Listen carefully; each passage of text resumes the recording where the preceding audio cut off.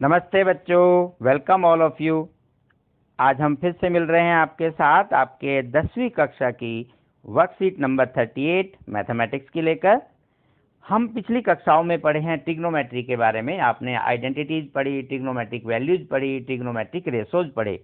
अब ये कि ट्रिग्नोमेट्री का हम अपनी डेली लाइफ में कहाँ अप्लाई कर सकते हैं, उसकी एप्लीकेशन क्या है, वो कहाँ यूजफुल रहेगा, उससे रिलेटेड हमारा अगला चैप्टर होने वाला है एप्लीकेशन ऑफ ट्रिग्नोमेट्री, और जो आपका आता है हाइट एंड डिस्टेंस। तो आइए करते हैं कुछ बातें। तो हाइट एंड डिस्टेंस, पहले आइए कुछ रिकॉल कर लेते हैं कि आपने जो पढ़ा है वो याद है या नहीं। इस तरह की बात की गई है, थोड़ा सा बड़ा करें। The side opposite to angle B, opposite angle B, this is the angle B, इसका अपोजिट साइड आपकी ए सी है, इसको हम क्या बोलते हैं? हाइपोटेन्यूज। यस, आपको याद है। Side adjacent to angle C, this is the angle C, and side adjacent means this side, and this is your base. And side opposite to angle C, this one, this is AB, and this one is perpendicular. आप ऐसा लिख सकते हैं, ठीक है? Okay, अब बात करते हैं कि कहाँ कहाँ आपको डेली लाइफ में दिखाई देती है trigonometry. Now you can find many more examples of right angles triangle from your surrounding. आइए देखें, फर्स्ट सिचुएशन, जब आप लेडर लगाते हैं कहीं दीवार पर, तो नीचे जमीन पर रखते हैं, दीवार पर एक उसका टच करते हैं हिस्सा, तो कहीं ना कहीं ये आपकी एक साइड हाइपोटेन्यूज की तरह हो जाती है, और जो दीवार और जो आपकी जमीन है, मतलब आपका वॉल एंड अर्थ, वो आपका परपेंडिकुलर और बेस की तरह काम करती है। या आपने पेड़ पर देखा कोई पक्षी बैठे हुए, you see a bird on the tree, of the top of the tree, then the distance from your eyes to bird, or you can say your foot to bird, this is the hypotenuse, and the distance from the top of the tree to the ground, and the distance from the top of the tree, bottom of the tree to your foot. ये सब आपका perpendicular और base में कहीं ना कहीं ऐसे right angle triangle बन जाता है।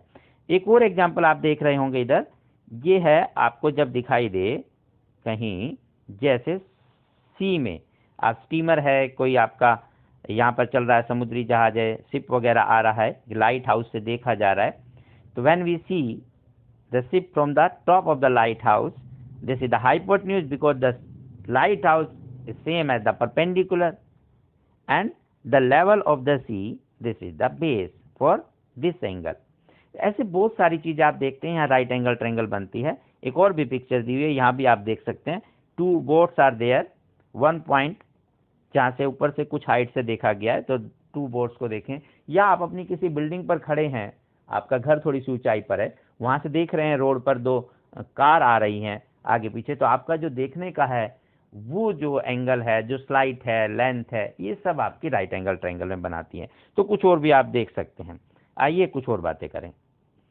एंगल ऑफ एलिवेशन क्या है? When a person looks an object in upward direction, then the line of sight of object and horizontal line of the sight make an angle. This is called angle of elevation. Which one? इधर देखें, थोड़ा और दिखाते हैं अच्छे से। This is the horizontal line, जो straight है आपकी आई साइट के, और आपने यहाँ देखा किसी भी ऑब्जेक्ट को, जैसे मान लीजिए पतंग उड़ा रहे हैं, कोई पक्षी उड़ रहा है, बादल है, कुछ भी, तो इन दो लाइनों के बीच का, तो लाइन ऑफ साइट और ये this line, this is the angle of elevation. And second one, angle of depression, when a person look at object on downwards, then the line of sight of object and horizontal line of sight, this is called angle of depression. Means जैसे आप top पर खड़े यहाँ building की पर, ये आपकी horizontal line हुई जो स्ट्रेट में रहेगी आपकी आई के, और आपने देखा नीचे, अब गर्दन ऊपर है या देखेंगे नीचे, तो हल्का सा आंखों की पुतलियां नीचे गई, ये कार आ रही थी, तो ये जो एंगल है इन दोनों के बीच में, this is the angle of depression. यहाँ एक कंफ्यूजन बिल्कुल मत रखिएगा, आप इसको मत कहिएगा कि एंगल ऑफ डिप्रेशन है क्या है, क्योंकि आपको ये भी एंगल बनता नजर आएगा, लेकिन ये इस लाइन के साथ है, हमें देखना हॉरिजॉन्टल लाइन, ठीक है? तो हॉरिजॉन्टल लाइन के साथ और जिस ऑब्जेक्ट को आप देख रहे हैं उसके साथ जो एंगल है, this is the angle of depression. अच्छा, अब कहीं आपको मान लीजिए कोई मेरी तरह कोई भूलने की बीमारी है कि भूल जाते हो, ये सबको होती है, मुझे भी है, अभी भी है, अभी भी भूलता हूँ, तो आप छोटा सा मैं आपको ट्रिक बताता हूँ याद रखने का, बहुत ही आसान। हिंदी मीडियम के लिए हम अलग लैंग्वेज में बात करते हैं, आप इंग्लिश मीडियम वाले हो तो आप angle of elevation and angle of depression पढ़ेंगे। ध्यान से सुने, जब हम ज़्यादा डीप में जाते हैं, कुछ चीज़ों को ज़्यादा सोच लेते हैं, तो कहते हैं ना हम डिप्रेशन में आ जाते हैं। तो हमें ज़्यादा डीप में नहीं जाना चाहिए, ज़्यादा टेंशन नहीं लेनी चाहिए, ऐसा बोलते हैं। तो बस यहीं से देखें, डीप में देखेंगे, ऊपर से नीचे देखना मतलब डीप में देखा तो डिप्रेशन, डीप में जाएंगी तो डिप्रेशन, डी से डीप, डी से डिप्रेशन, डी से डीप, डी से डिप्रेशन। बस आप दूसरा याद ही मत कीजिए। तो आप डीप में देखेंगे तो डिप्रेशन, और नहीं देखेंगे तो वो दूसरे वाला जो भी है वो बाद में नाम याद हो जाएगा, एंगल ऑफ एलिवेशन। तो आप जब भी कंफ्यूज वाली स्थिति में हो तब आप दोनों बातें याद ना रखें, एक ही याद रखें, फिर धीरे धीरे अभ्यास में दोनों बातें अपने आप याद हो जाती हैं। ओके, तो डीप डिप्रेशन, डीप डिप्रेशन, जो बच गया वो एंगल ऑफ एलिवेशन। हाँ, समझने के लिए आप पूरा पढ़ सकते हैं। तो जब हम हॉरिजॉन्टल लाइन से अबाव देखते हैं कहीं भी, अपवर्ड्स, अबाव, इस तरह की बातें होंगी तो एंगल ऑफ एलिवेशन। जब डाउनवर्ड देखते हैं, बिलो द लाइन देखते हैं, बिलो द लाइन, तब आप क्या कहते हैं, डिप्रेशन, एंगल ऑफ डिप्रेशन। ये दो बातें आप याद रख सकते हैं। Now these are some steps to solve questions on height and distance. First, draw the figure according to the question. It's very important. अगर हमें फिगर ड्रा करनी आ गई तो आधा काम वैसे ही हो गया है। और आप डटे रहिएगा हमारे साथ, आपको एक बहुत अच्छी ट्रिक बताएंगे जिससे आप पूरा क्वेश्चन 10 सेकंड में ही सॉल्व कर सकते हैं। बट हाँ, आपका एग्जाम में पूरा लिखना है तो वो बताएंगे कि चलो हमें मार्क्स लेने के लिए पूरा लिखना है, बट क्वेश्चन 10 सेकंड में ही सॉल्व हो जाएगा। तो आपके जो कॉम्पिटिटिव एग्जाम्स है, एनटीएससी के एग्जाम है, कहीं आपका वैसे क्विज है, उसके लिए वो बड़ा काम आएगा। और अपने लिए ऐसे काम आएगा कि आपको उत्तर तो पता ही होगा 10 सेकंड में सोल्व करने के बाद, बस सिर्फ फॉर्मेलिटी होगा कि आपको स्टेप बाय स्टेप लिखना है, क्योंकि 3 या 4 मार्क्स के लिए करना है। 1 मार्क्स और आंसर लेने के लिए तो कुछ नहीं करना। Each and every question maximum 10 second. Yes, it's true. आप देखना, प्रैक्टिस करेंगे तब, वो हम अगली वीडियो में बात करेंगे। आज तो सिर्फ हम पिक्चर बनाने की बात करेंगे। तो सबसे पहले कि हमें फिगर ड्रा करनी आनी चाहिए जी।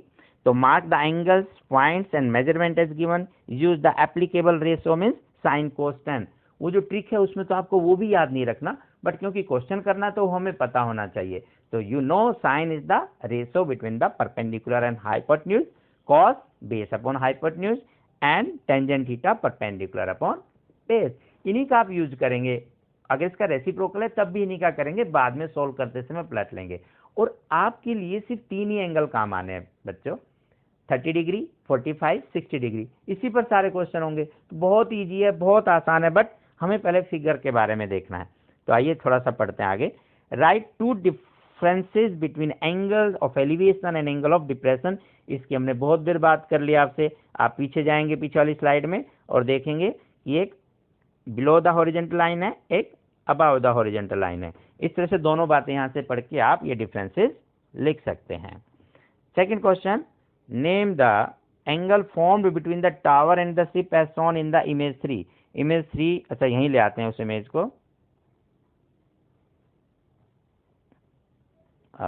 नहीं आई तो देख लेते हैं पीछे एक बार। ये वाली है आपकी इमेज 3, ये इस एंगल की बात कर रहा है। तो ये एंगल कौन सा है, देखो ये आपकी लाइन है, दिस इज हॉरिजॉन्टल लाइन, ये सिर्फ ये देखा है ऐसे।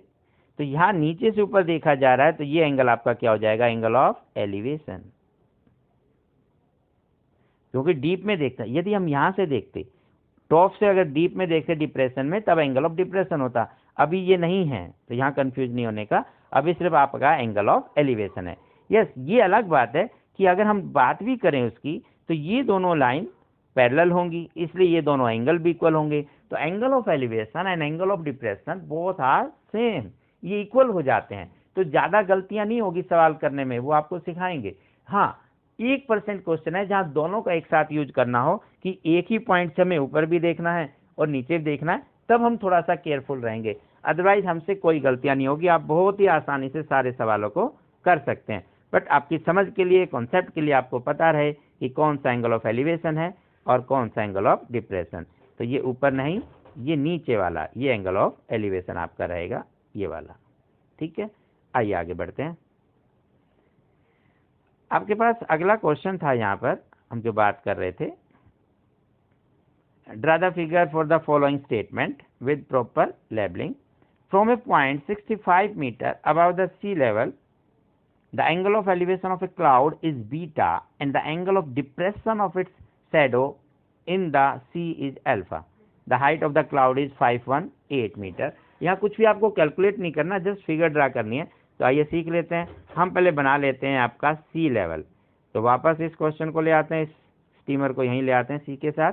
अच्छा, हमें स्टीमर नहीं चाहिएगा, अपनी फिगर बनानी है, स्टीमर को हटा देते हैं, सी लेवल रख लेते हैं। ओके, तो this is the sea level. जहाँ तक ये वाटर आपको दिखाई दे रहा है, ऊपर ही आसमान नजर आ रहा है आपको। यहाँ कहीं बादल बनाएंगे, क्लाउड, ये क्लाउड हो गया। अब इसकी इमेज भी बनानी है, शैडो। पानी में, वाटर में शैडो जो होगी, आपने फिजिक्स में पढ़ा है, ये जितना अबाव द सी लेवल होगा उतना ही distance below the sea level होगा, मीन्स दिस वन। ये पॉइंट से शो करेंगे हम। पूरा बादल तो ऐसे बना दिया क्लाउड आपके लिए। तो just take a point to represent a cloud, another point the shadow of the cloud, whatever the name is there. This is the distance from the sea level, above the sea level. This is 518 meter given, and this distance is again same below the sea level. Both distance are same. These are technical points, you have to remember it. 518, 518. Okay, this distance is equal to this distance. Now this is the distance above the sea level, 65 meter. Whatever, maybe some building, maybe some tower, whatever is given. 65 meter this distance, and this is the horizontal line, means the sea level. Then take a parallel line from this sea level, because we have to make a angle from the top of this tower or this building, which is about 65 meter. The point must be here. This is the horizontal line. Now from the top of this point, which is about 65 meter, this angle, we can see the cloud from this point. Then this horizontal and this angle of sight, then between this angle is called angle of elevation, and this is beta. तो अगर आप नाम भी भूल जाएं कौन सा, उसने कहा क्लाउड को देखना वहां से, वो एंगल बीटा है। तो उसने कहा उसकी शैडो को देखना है, तो शैडो तो यहाँ से देखी जाएगी नीचे। ये एंगल ऑफ डिप्रेशन, डीप में देखा डिप्रेशन, एंगल इज अल्फा। बस यही पूछा था उसमें, इसने ज्यादा अभी करने के लिए नहीं कहा। हाँ, नेम हम रख लेते हैं, ए, कहीं बी, वटेवर, कहीं भी आप कुछ भी लिख सकते हैं। वो सी है क्लाउड के लिए, तो सी डैश कर लो उसकी शैडो। आप अलग भी नाम लिख सकते हैं, it's doesn't matter, D, E, F, whatever, सिर्फ हमें यूज करने के लिए लिखना है। आप कहीं भी कुछ भी लिखें। Now remember, B C must be equal to B C dash, because in some question it is given, in some question it is to be find out.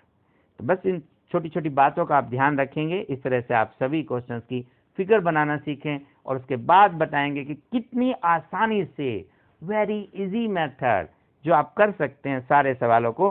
कीजिए इंतजार, अगली वीडियो का लेकर आएंगे बहुत मजेदार रोचक ढंग से, वेरी इंटरेस्टिंग वे से सारे सवाल। फिर मिलते हैं, तब तक नमस्ते।